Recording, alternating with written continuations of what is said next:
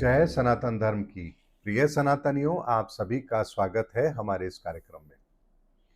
सनातनियों, इस दुनिया के अंदर हम बहुत सारे लोग 800 करोड़ लोग रहते हैं, लेकिन प्रत्येक व्यक्ति एक विशेष योग्यता को तो हासिल कर सकता है, लेकिन सारी योग्यताएं किसी एक व्यक्ति के अंदर नहीं आ सकती।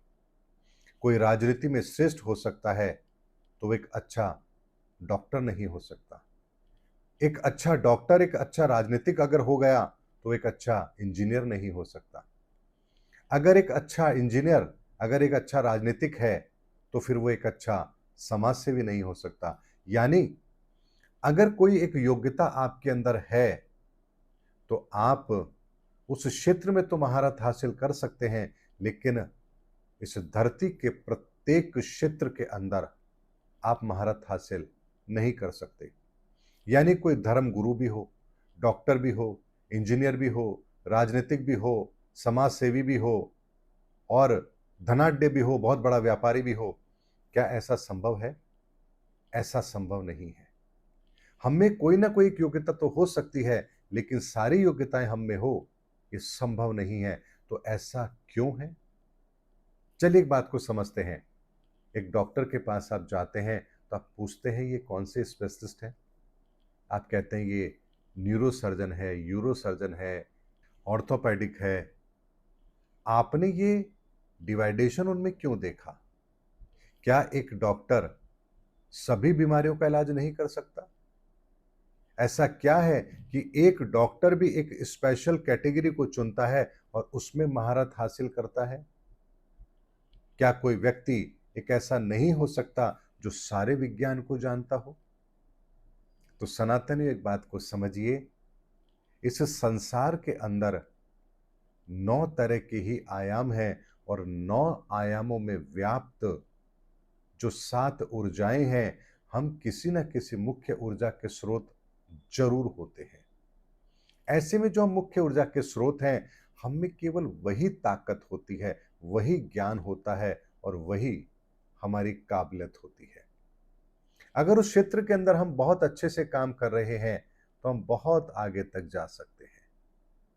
लेकिन उसके अलावा भी एक नियम इस संसार में लागू होता है और वो ये नियम लागू होता है कि हम इस संसार में यदि किसी कार्य को कर रहे हैं तो हमें इस ब्रह्मांड के तीसरे तत्व की भी आवश्यकता होती है, अर्थात शारीरिक दक्षता की भी आवश्यकता होती है। शारीरिक दक्षता को हासिल करने के लिए भी एक मैकेनिज्म को हमें फॉलो करना पड़ता है। ऐसे में आप एक मैकेनिज्म से दूसरे मैकेनिज्म में ट्रांसफर नहीं हो सकते। ये सनातन का वो विज्ञान है जिस विज्ञान को यदि आप समझ लेंगे तो आपको पता लगेगा कि आखिर एक व्यक्ति हर क्षेत्र की योग्यता क्यों नहीं रख सकता। ऐसे में अगर कोई एक व्यक्ति एक क्षेत्र से ज्यादा की योग्यता रखता है तो ऐसे में हम उसे कहते हैं मल्टीटास्क वाली पर्सनालिटी। यानी ये तो भाई साहब बहुत कुछ कर सकता है।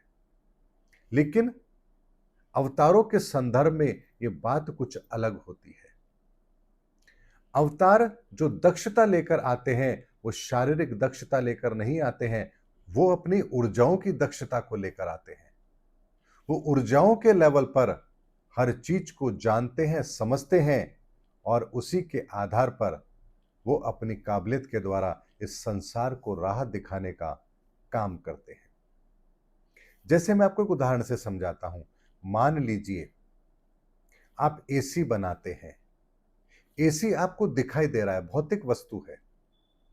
क्या आप एसी का इस्तेमाल आप फ्रिज की तरह कर सकते हैं? आप नहीं कर सकते।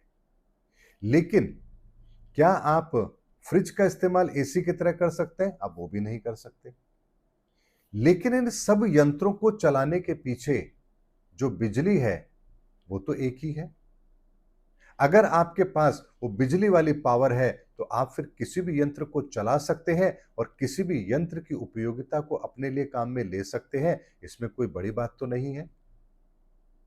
चलिए एक दूसरे उदाहरण से समझते हैं। जैसे आपका शरीर, आपकी आंखें देखने का काम करती है, आपके कान सुनने का काम करते हैं, आपके मुंह से वाणी निकलती है, आप भोजन का स्वाद भी इसी मुख से लेते हैं, आपके हाथ काम करते हैं, आपका हृदय धड़क रहा है, आपका पेट भोजन को पचा रहा है, आपके पाँव आपको चलने की ताकत दे रहे हैं, यानी हमारे अंग तो अलग-अलग हैं, एक अंग कोई दूसरा कार्य नहीं कर सकता। आँखें देखने का काम कर सकती है, लेकिन चलने का काम नहीं कर सकती। लेकिन इन सभी अंगों को चलाने के लिए जो ताकत चाहिए, जो आत्म तत्व चाहिए, वो तो एक ही है। वो एक है और उसी एक के कारण से आपके शरीर का प्रत्येक अंग कार्य कर रहा है। इसीलिए सनातनियों, जब हम इस संसार में भौतिक वस्तुओं की बात करते हैं, शारीरिक दक्षता की बात करते हैं, तो वहां हमारी लिमिटेशन जरूर होती है।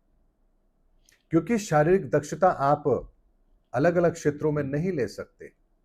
शारीरिक दक्षता के लिए आपको एक समय चाहिए होता है, योग्यता के लिए आपको अपने आप को तैयार करना होता है। ऐसे में इसकी एक लिमिटेशन है। लेकिन ऊर्जाओं के लेवल पर जो आपका आत्म तत्व है, उस लेवल पर यदि आप अपने आप को ताकतवर बनाना जानते हैं, तो फिर आप एक क्षेत्र में नहीं, कई क्षेत्रों के अंदर उस योग्यता को प्राप्त कर सकते हैं, जो ऊर्जाओं के लेवल पर होगी। इसीलिए भगवान श्री कृष्ण थे तो अकेले, लेकिन अकेले होने के बाद भी, शस्त्र न उठाने के बाद भी, युद्ध में शामिल न होने के बाद भी, अपनी नारायणी सेना को दे देने के बाद भी, सारथी बनने के बाद भी, और पूरे युद्ध में शस्त्र नहीं उठाया उसके बाद भी, प्रत्येक व्यक्ति का क्या समायोजन है, ये भगवान श्री कृष्ण के पास था।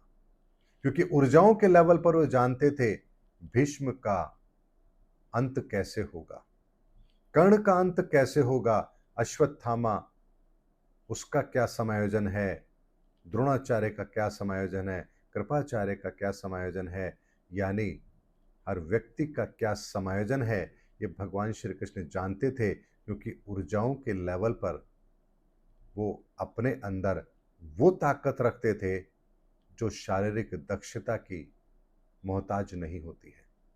इसीलिए सनातन एक बात को समझिए, अवतार जो भी होते हैं वो सदैव ऊर्जा के लेवल पर ही पहचाने जाते हैं। शारीरिक दक्षता से तो आप उन्हें कभी पहचान ही नहीं सकते। इसीलिए जो राम सबरी का उद्धार कर रहे हैं, वही राम अपने भाई लक्ष्मण को गोदी में रखकर विलाप भी कर रहे हैं। अब यहां दो बातों का अंतर आपको साफ साफ देखने को मिलेगा। जब ऊर्जाओं के लेवल पर बात आती है तो राम का रूप अलग है, और जब भौतिक वस्तु की बात आती है, भौतिक संसार की बात आती है, तो राम का रूप अलग है। जब कृष्ण की बात आती है, भौतिक संसार की जब बात आती है, तो कृष्ण वो है जो ना युद्ध कर रहे हैं, ना जिनके पास सेना है, सारथी बने हैं। ये भौतिक संसार के द्वारा देखने पर कृष्ण का रूप है, लेकिन ऊर्जाओं के लेवल पर कृष्ण का रूप तो नारायण का है, जो गीता का ज्ञान भी कुरुक्षेत्र में दे रहे हैं। इसीलिए सनातनियों, इस बात को समझिए, इस संसार के अंदर किस लेवल पर कौन सा काम होता है, किस आयाम में कौन सी चीज काम करती है, कौन से आयाम के अंदर किस तरह की समस्या पैदा होती है, जब तक इस विज्ञान को नहीं समझेंगे, आपको इस धरती की समस्याओं का समाधान मिल ही नहीं सकता। और कल्कि के पास इन्हीं सातों ऊर्जाओं और 9 आयामों का वो विज्ञान होगा जिसके द्वारा कल्कि इस पूरे संसार को उनकी समस्याओं का समाधान जरूर देंगे। इसीलिए इस मैकेनिज्म को समझिए। सनातन का विज्ञान यदि आपने जान लिया, तो ब्रह्मांड का कोई भी विज्ञान फिर शेष ही नहीं रहता। इसीलिए सनातन को इतना छोटा मत समझिए कि भगवा पहन लिया, तिलक निकाल लिया, हर हर महादेव बोल लिया या जय श्री राम बोल लिया। सनातन केवल इतना सा नहीं है। ये तो सनातन की बहुत छोटी सी पहचान है जो हमने बनाई है। सनातन की पहचान तो इससे बहुत ऊपर है। इसीलिए सनातनियों, जब मैं आपको कहता हूँ सनातनियों, वो इसीलिए कहता हूँ क्योंकि आपके भीतर भी वो सातों ऊर्जाओं का संसार है, और उस संसार को मैं देख भी पाता हूँ, समझ भी पाता हूँ। इसीलिए आपके भीतर उन सातों ऊर्जाओं के संसार को ही मैं संबोधित करके कहता हूँ सनातनियों। क्योंकि आपकी पहचान अलग अलग हो सकती है, कोई वर्मा जी होंगे, कोई शर्मा जी होंगे, कोई मोहम्मद साहब होंगे, कोई खान साहब होंगे, कोई जैन साहब होंगे, लेकिन आप सबके भीतर की पहचान तो एक ही है। और इसीलिए मैं आपकी उस पहचान को ही संबोधित करके कहता हूँ सनातनी हूँ। इसीलिए इस प्रकृति के विज्ञान को समझिए। इस प्रकृति के विज्ञान को समझ लेंगे, इस सनातन के विज्ञान को समझ लेंगे, तो दुनिया को आप वो समाधान दे पाएंगे जिसकी आज दुनिया को आवश्यकता है। उम्मीद करता हूँ सनातनियों, मेरा वीडियो आपको जरूर अच्छा लगा होगा। अगले वीडियो में आपसे फिर भेंट होगी, तब तक हमारे चैनल पर बने रहिए। जय सनातन धर्म की, जय धर्म युग की, जय सनातन विश्व की।